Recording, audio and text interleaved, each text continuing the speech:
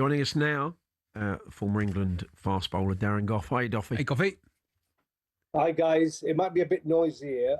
I'm in Bangladesh watching two English players batting at the moment. Moeen Ali, who's smashing the ball to all parts, 28 off 7. And we've got Ethan Brooks from Worcestershire, who's on 9 off 4, just did a huge 6. It's the last over of the 20 overs in Bangladesh. So it might be a little bit noisy. Oh, no, you're sounding loud and clear, Goughy. Yeah. Appreciate you joining us. What a nice trip. Do you agree with Harmy there? Do you feel that heads will roll, and do you think it's more likely to be Brendon McCullum that will go? Well, I think Steve Harmison has actually he's changed his tune as it's gone along. At one point, he was sacking everyone, and I think as it's gone on the series, it's now just Brendon McCullum. He wants to blame one man for the old roadshow. I think the management group has got to take a lot of responsibility, and they've got to think, how can we get things right for the summer?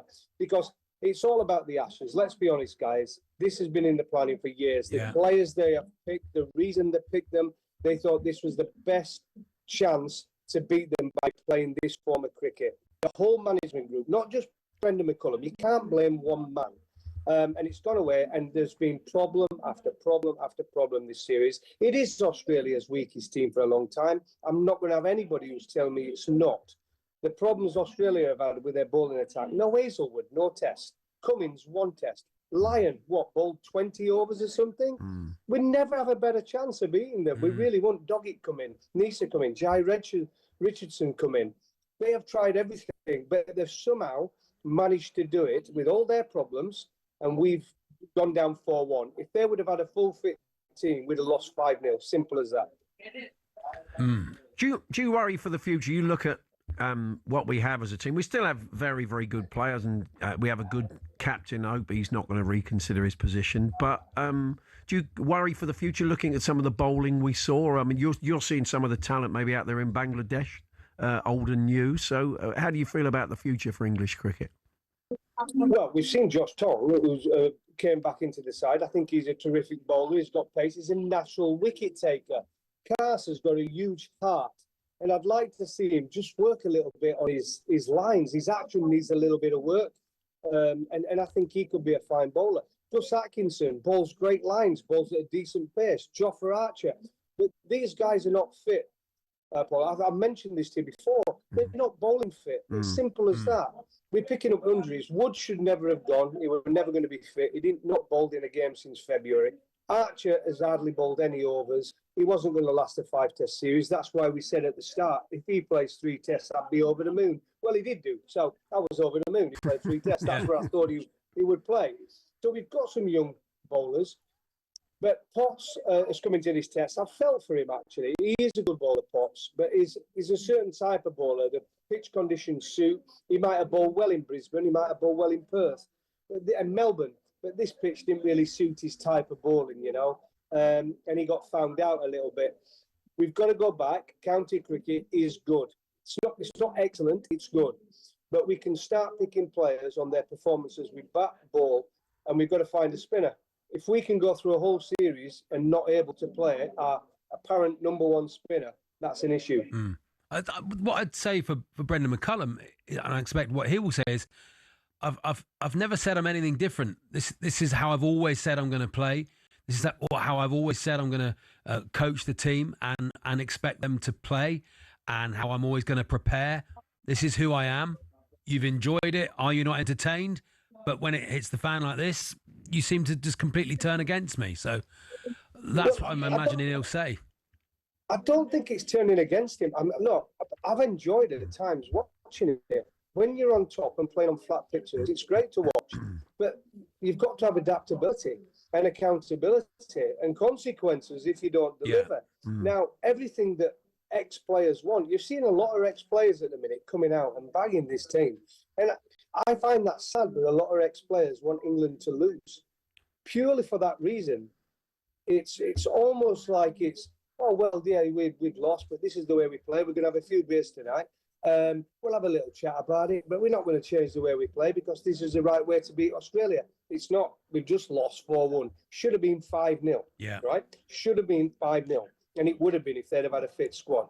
So we've got to take something from it. And we haven't achieved anything in 4 years, guys. We ain't got to a World Championship Test Championship final yet. We haven't looked like getting near. I think we're 8th again this year. We're bottom of the pile. We were near bottom of the pile last year.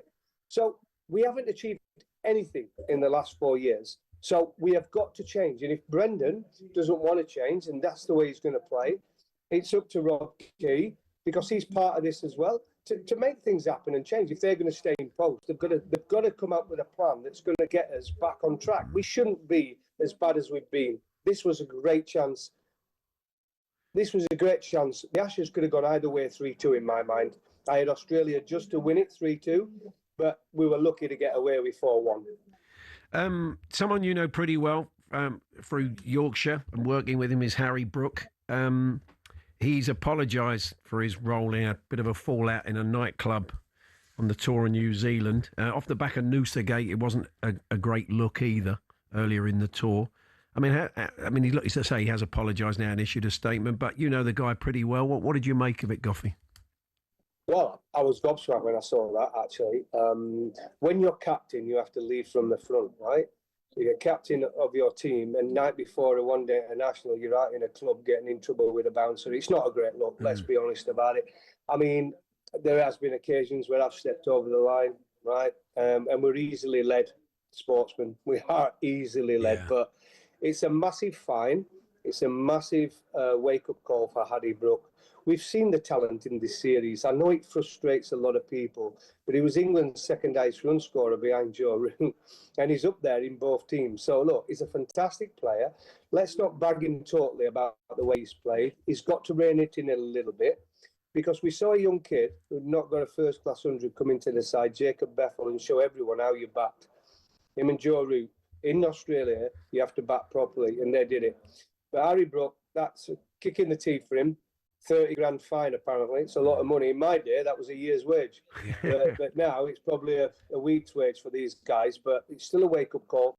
He's captain of his country in the white ball format, and he's got to be better. He's got to be better. And I think the apology will say that, but it's not great timing, as we just lost the Ashes 4-1, and he was pictured out in Noosa as well. So he learned his lesson, but he's not learning it that much. No. Yeah. Well, Goughy, we appreciate you joining us. All the best. Enjoy it out in Bangladesh. We'll catch up with you soon. Thanks a lot. See you soon, guys. There we are. There's Darren Gough there. Our thanks to him. I mean, how old's Harry Brook? You know, he's 4? 24. These young men, you know, they're in this sport where there is an alternative for them, where they can go and earn millions around the world by playing, you know, franchise cricket. Yeah. So they have to really want to play for their country. They don't do bad out of a central contract. They don't. I'm not saying they do badly out of it, but I'm just saying, if that's who he is, you know, that's what he wants to do. But we know there's regrets that come with that. You know. No, I mean, I think he's fully committed to England, certainly. But as Goughy says, and he knows him pretty well, it wasn't his finest hour. No, he'll be upset about that. So, still to come. I mean, he wasn't on a pedalo going out to sea, Paul. No, he wasn't.